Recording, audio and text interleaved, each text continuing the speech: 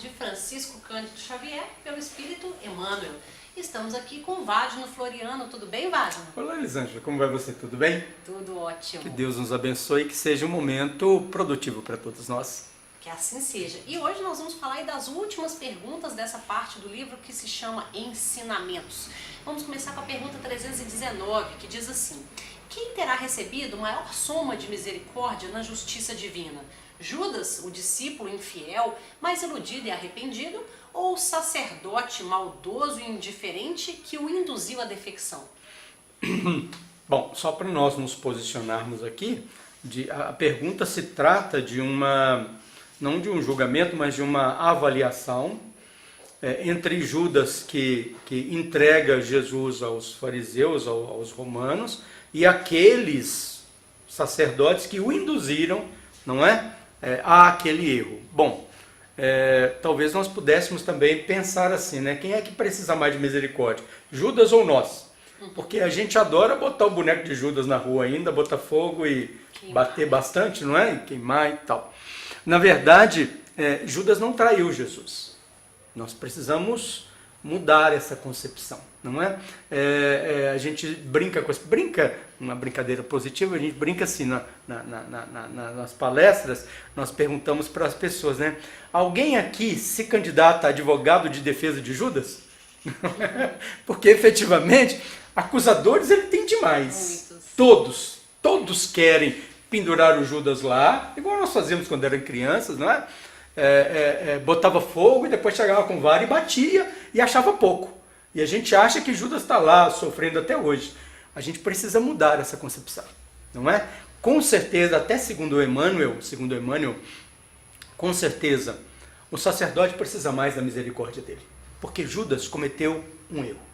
O sacerdote, e Judas foi enganado, Judas foi traído. Ele não queria que Jesus fosse crucificado em hipótese nenhuma.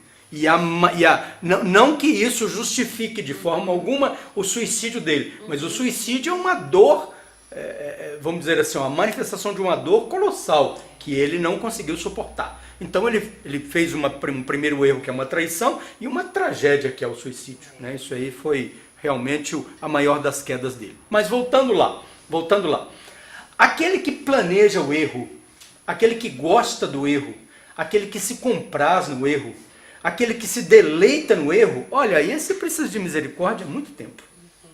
E aí, talvez possamos nos incluir nós, não é? Porque Judas foi traído e cometeu um deslize, e depois daquele deslize, ele, como espírito, já cumpriu o seu resgate, já sorveu o seu fel e já foi para os mundos superiores da vida.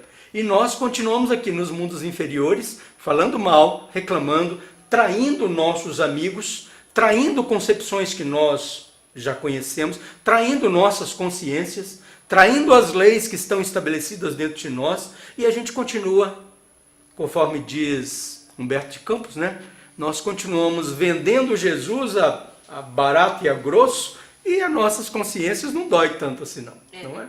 Então nós carecemos muito mais da misericórdia de Jesus, de Deus, do que Judas. E os sacerdotes também.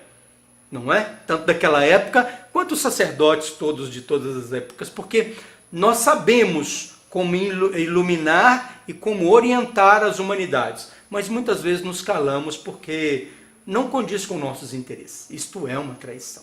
Certo. E ainda sobre esse tema delicado da traição, a pergunta 320 diz assim: que ensinamentos nos oferece a negação de Pedro? Pois é.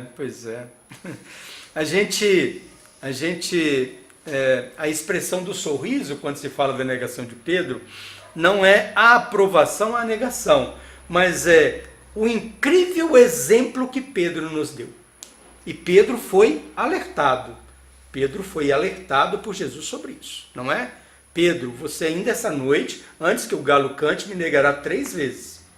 Mas nós temos um Pedro que é santo, um espírito sublimado, um espírito maravilhoso. Mas nós temos o Pedro que é homem, nós temos o Pedro que é falho, o Pedro que é limitado, o Pedro que traz dificuldades de posicionamento, dificuldades morais, como nós trazemos. Então você encontra Pedro falando do fariseu para Jesus e Jesus trazendo sublime conhecimento sobre o perdão. Nós vemos Pedro falando, respondendo a Jesus que ele é o Filho de Deus unigênito aqui na terra, e Jesus responde a ele, né? Bem-aventurado és tu, Pedro, porque não foi nem a carne nem o sangue que te disseram isso, mas meu Pai que está nos céus. Ao mesmo tempo que nós vemos um Pedro que diz, Senhor, tem piedade de ti, eu não deixarei que isso te aconteça. Pedro, olha, afasta-te de mim, Satanás. Então nós vemos o Pedro oscilando durante todo o Evangelho. É aquele homem comum que nós somos. É claro que um espírito maravilhoso, mais conhecedor, mas ele demonstra a sua espiritualidade maior e a sua humanidade o tempo todo. Exatamente como nós. Acertamos às vezes, depois fazemos uma coisa que morremos de vergonha. Não é? Agora, a principal lição disso aí, só para a gente encerrar o seu raciocínio sobre Pedro, a principal lição disso aí, depois da noite da negação, aquele homem, Pedro, deve ter passado a pior noite da sua vida. E depois dali, foram 30, 40 anos de trabalho ininterrupto, sem nunca mais se afastar do mestre. Não é? É esta mensagem que nós devemos guardar. Ótimo. E a pergunta 321, que é a nossa última, qual a edição dos evangelhos que melhor traduz a fonte original? Nessa pergunta a gente não percebe uma resposta objetiva de Emmanuel, né? E aí, voltando bem ao cerne da pergunta, quer dizer, qual a melhor tradução do evangelho? Vamos voltar aqui ao ensinamento que os Espíritos têm nos trazido sobre o evangelho moral de Jesus. Nós podemos ter dificuldade de grafia de uma palavra ou outra, mas a essência moral é a mesma. Então não nos preocupemos tanto com o texto ou com a grafia de uma palavra ou outra, com um detalhe ou outro. O cerne do Evangelho de Jesus é o ensino moral. Isso aí nós encontramos em larga quantidade dentro do Evangelho. Ok, muito obrigada, viu, Wagner? Nós aqui agradecemos a oportunidade e a paciência de nossos irmãos, não é isso? Isso mesmo, e agradecemos também a você. Nós encerramos aqui esse item importante, que é ensinamentos na parte de religião, e nós convidamos você a estar conosco no próximo vídeo, onde vamos começar um item novo, o item amor. Muito obrigada e até lá!